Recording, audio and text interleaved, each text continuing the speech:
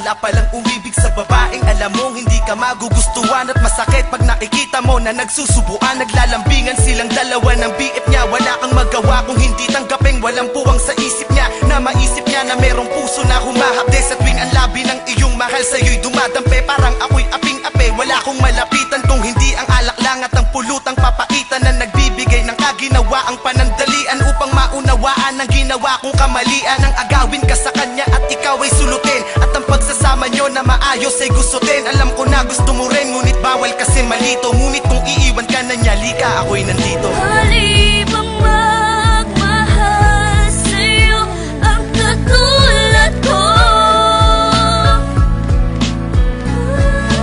Kahit pa na alam ko may nagmamay-ari sa'yo.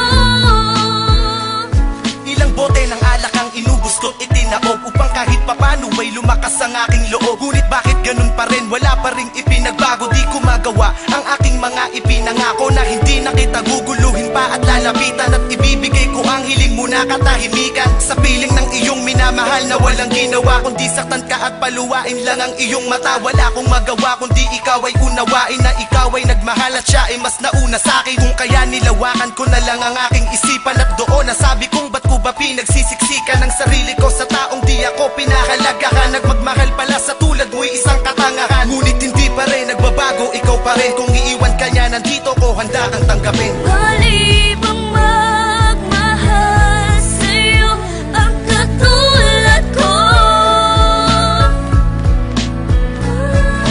Kahit pa na alam ko may nagmamay-ari sa'yo.